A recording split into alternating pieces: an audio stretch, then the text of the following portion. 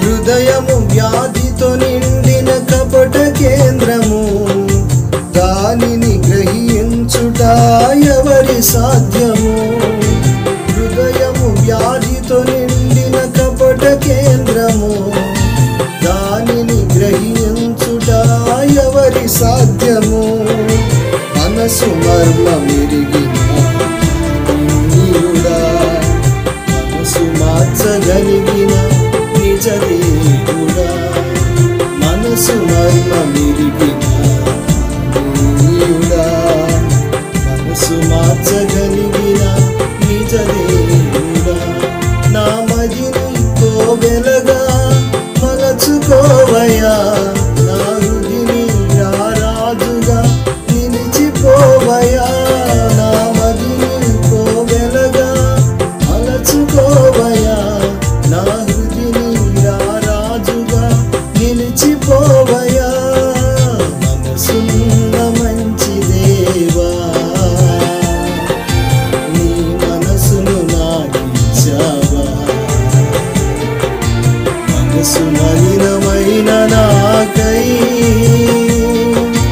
మనిషిగా దిగి వచ్చావా.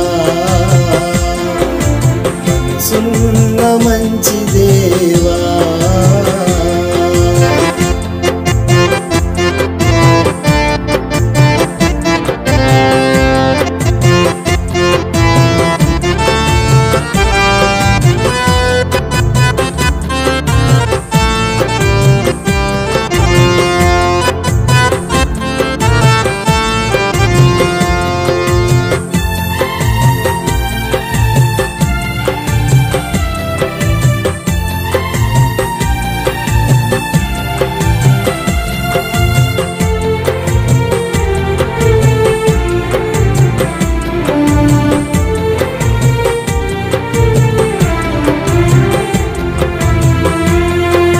చంచల మనసాడించు బ్రతుకు ఆటను వంచన చేసి నడుపును తప్పు బాటను. చంచల మనసాడించు బ్రతుకు ఆటను వంచన చేసి నడుపును తప్పు బాటను. అంతరంగమును పరిశీలించు యేసయ్యా, స్థిర మనసుతో నీ దారిలో సాగనిమ్మయా. అంతరంగమును పరిశీలించు యేసయ్యా, స్థిర మనసుతో నీ దారిలో సాగనిమ్మయా. నా మదిని కోవెలగా మలచుకోవయా, నా హృదిని రారాజుగా నిలిచిపోవయా. నా మదిని కోవెలగా మలచుకోవయా, నా హృదిని రారాజుగా నిలిచిపోవయా. మనసున్న మంచి దేవా, నీ మనసును నాకిచ్చావా. మనసు మలినమైన నాకై మనిషిగా దిగి వచ్చావా. మనసున్న మంచి దేవా,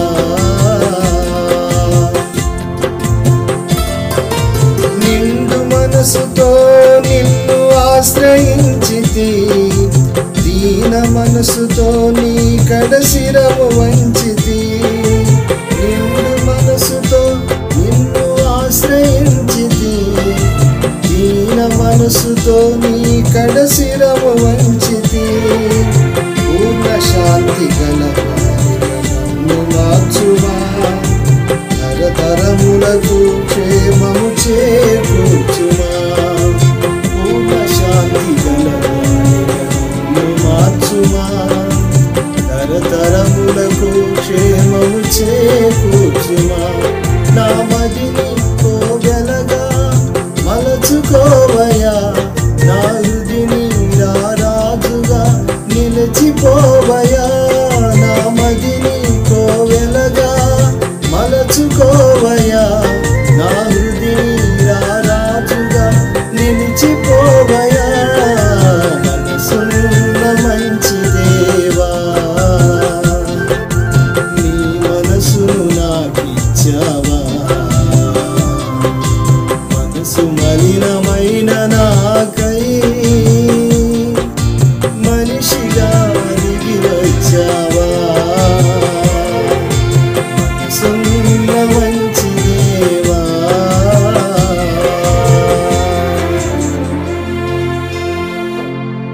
ప్రైజ్ ది లార్డ్. దేవునామానికి మహిమ కలుగును గాక. మీ అందరికీ వందనాలు. ప్రభునందు ప్రియులరా, మీరందరూ బాగున్నారా? ప్రభు కృప మనందరికి తోడైండును గాక. ప్రార్థన చేసుకుందాం. చిన్న ప్రార్థన చేసుకుందాం. కన్ను మూసినట్లయితే ప్రార్థన చేసుకుందాం. మహాపరిశుద్ధుడు అయిన తండ్రి, ప్రేమ కలిగిన ప్రభువా, మంచి దేవుడా, గొప్ప దేవుడా, నీకు స్తోత్రాలు చెల్లించుకుంటున్నాము. ఈ సమయం ముందు నీ పాదాల చెంతకు మేము వచ్చాము. మీ ఆత్మతో మమ్మల్ని నింపండి. నీ మాట వినాలని ఆశ చేత, నీ మాట వినాలని కృష్ణ చేత మీ సన్నిధిలోనికి మేము చేరాము. ప్రభువా, మీరు నాతో మాతో మాట్లాడండి నాయన. మీరు మా కోసం ఏర్పరిచిన నీ మాటలలో ఉన్న ఆ జీవాన్ని మేము పొందుకోవటానికి సహాయం చేయండి. వింటున్న ప్రతి బిడ్డకి మేలు చేయండి. నీ కృపను అనుగ్రహించమని యేసు నామం పేరిట అడిగి వేడుకుంటున్నాము తండ్రి, ఆమేన్. ప్రభునందు ప్రియులరా, దేవుని యొక్క మాటను మనం కొద్దిసేపు ధ్యానం చేసుకుందాం.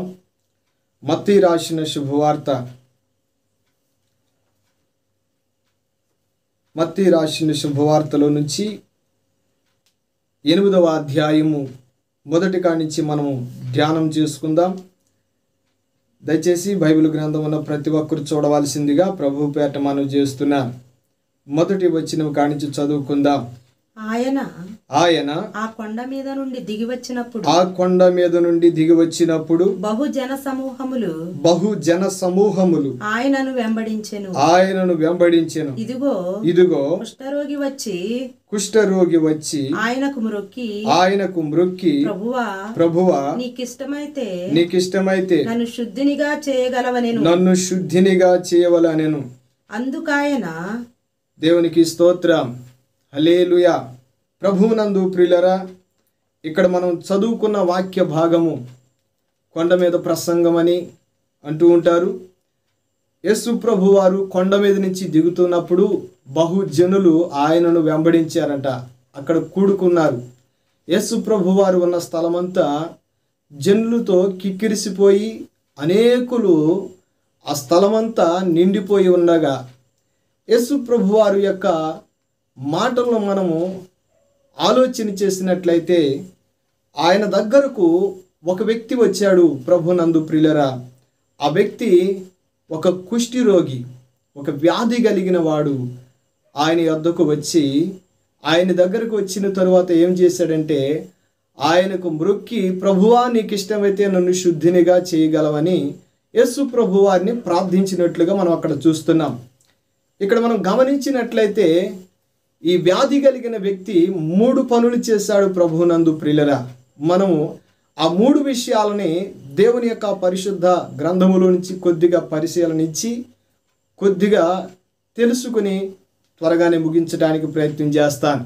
ఇక్కడ మనం చూసినట్లయితే యేసు ప్రభు వారి దగ్గరికి ఆ యొక్క వ్యాధి కలిగిన వాడు మొట్టమొదటి చేసిన పని 3 పనులు చేశాడని చెప్పాను కదా. మొట్టమొదటి చేసిన పని ఆయన యొద్దకు వచ్చాడు. ప్రభువునందు ప్రియులరా, ఆయన యొద్దకు వచ్చాడు. ఆయన యొద్దకు రావటం అంటే ఎవరైనా వస్తారు కదండి, మందిరానికి ఎవరైనా వస్తారు ఆయన దగ్గరికి అని మనం అనుకోవచ్చు.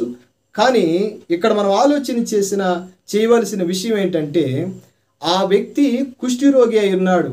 ఆ దినాలలో కుష్టి వ్యాధి అంటువ్యాధిగాను లేకపోతే భయంకరమైన వ్యాధిగాను పరిగణించారు. ఆ వ్యాధి మనుషులకు అంటుద్దని వ్యాధి వచ్చిన వ్యక్తిని దూరంగా తీసుకెళ్ళి ఊరికి వెలుపల వదిలేసేవారని పరిశుద్ధ గ్రంథంలో కూడా రాయబడి ఉంది. ప్రభునందు ప్రియులరా, ఈ కుష్టి వ్యాధి భయంకరమైన వ్యాధి. ఈ వ్యాధి వచ్చిన వారి యొక్క పరిస్థితి ఎలా ఉంటుందంటే నేటి దినానైతే కుష్టి వ్యాధి అంత పట్టింపులోని లేకుండా లేకపోతే సాధారణమైన జీవితాన్ని జీవిస్తేస్తున్నట్లుగా మనకు కనబడుతుంది. కుష్టి వ్యాధి కలిగిన వారు నేటికి ఉన్నారు. సమాజంలో చక్కగా ధైర్యంగా తిరుగుతున్నారు. ఎందుకంటే కొంత మందులు రావటానికి కారణాన్ని బట్టి ఆ మందులు వాడుకుంటూ వారు సహజీవనం చేస్తున్నారు వారితో, జనులందరితో కలిసి. ఆ దినాలలో అయితే అలా లేదు. ప్రభువునందు ప్రియులారా, ఏ విధంగా ఉందంటే ఎవరికైనా కుష్టి వ్యాధి వస్తే ఊరికి వెలుపల వదిలేసేవారు. ఊరికి వెలుపల ఒంటరి జీవితాన్ని జీవించవలసిన పరిస్థితి.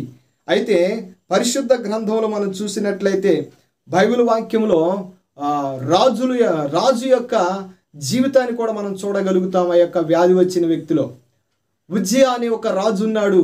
ఆ వ్యక్తికి కూడా కుష్టి వ్యాధి వచ్చింది. దినవృత్తాంతంలో 2వ దినవృత్తాంతంలో 26వ అధ్యాయం 19వ వచనంలో మనం ఆ మాటను చూడగలిగితే అద్భుతమైన మాట మనకు కనబడుతుంది.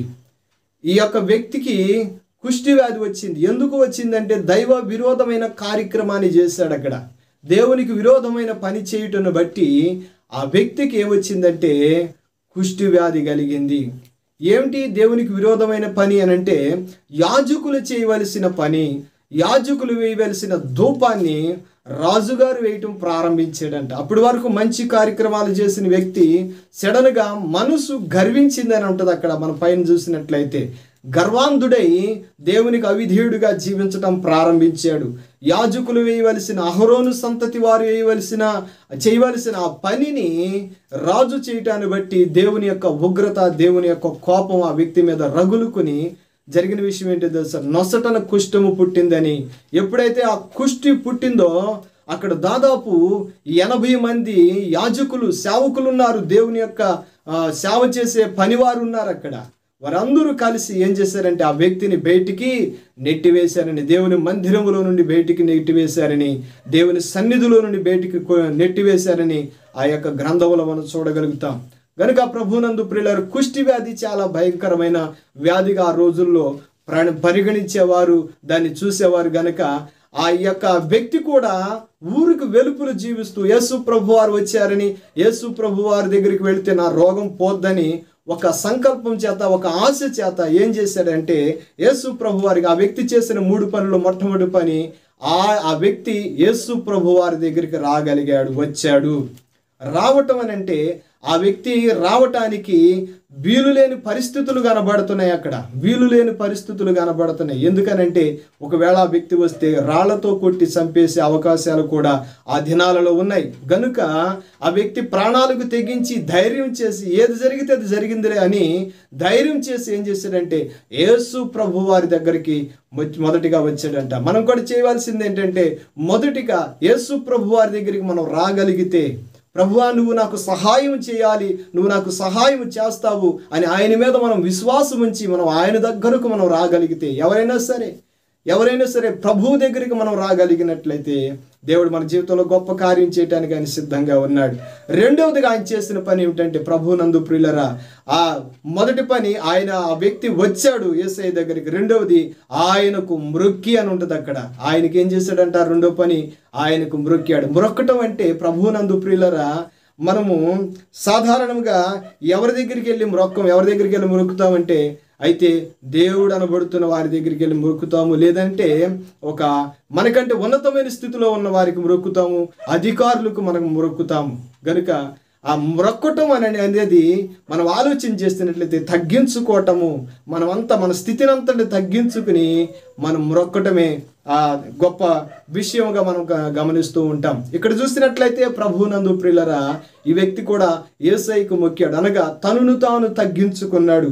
తనను తాను దీనుడుగా రిక్తుడుగా తగ్గించుకుని నెలవట్టుకు తగ్గించుకుని ఆయనకు మొక్కాడంట. ఆయనకు మొక్కి ఆయన మాట్లాడుతున్న మాటను మనం ఆలోచన చేసినట్లయితే ఆయన అంటున్నాడు కదా, ప్రభువా నీకు ఇష్టమైతే నన్ను శుద్ధినిగా చేయగలవని యేసు ప్రభువారిని వేడుకున్నాడు. మూడో మాట ఆయనను వేడుకున్నాడు. 3 మాటలు ప్రభువునందు ప్రియులారా, ఒక వ్యక్తి, ఒక వ్యాధి కలిగిన వ్యక్తి చేసిన మూడు పనులు మనము కూడా చేయగలిగితే, మనము యేసు ప్రభు వారి దగ్గరికి రాగలిగితే, ఆయన దగ్గరకు వచ్చి మనము మొక్కగలిగితే అదెంత భాగ్యం అండి. నేను ఎప్పుడు పడితే అప్పుడే మొక్కుతాను అని చాలామంది అనుకుంటారు. మొక్కటం పెద్ద విషయం కాదని అనుకుంటారు. కానీ మొక్కటం అంటే ఏంటో తెలియదు. మన స్థితిని మొత్తం అంతటిని విడిచిపెట్టేసి ప్రభువుకు మనము సాష్టాంగ పడతాము, లేకపోతే ప్రభువుకు మనము సమర్పించుకోవటము, తగ్గించుకోవటము. మొక్కటంలో ఉన్న కొన్ని గుణ లక్షణాలు విమిడి ఉన్నాయి. మొరక్కటం అంటే ఊరికే చేతులు నమస్కారం చేసేస్తే అది మొక్కుబడి కాదు. ప్రభునందు ప్రియులరా, మొక్కటం అని అంటే మనల్ని మనం తగ్గించుకోవాలి, నెలమట్టుకు తగ్గించుకోవాలి. అదేవిధంగా మూడవది వేడుకోవాలి. దేని విషయం వేడుకోవాలంటే మన అవసరత ఏమైనదో, మన అక్రత ఏమైనదో ఆ విషయాన్ని ప్రభువునికి మన విన్నపాన్ని చెప్పుకోవాలి. ఆ వ్యక్తి అంటున్నాడు కదా, నీకు ఇష్టమైతే నన్ను శుద్ధినిగా చేయగలవని వేడుకున్నాడట. గనుక ప్రభునందు ప్రియులరా, 3 పనులు ఆ వ్యక్తి చేశాడు. 3 విషయాలు మనం చూసాము. 1 ఆయన దగ్గరకు వచ్చాడు, 2 ఆయనను మొక్కాడు, 3 ఆయనను వేడుకున్నాడు.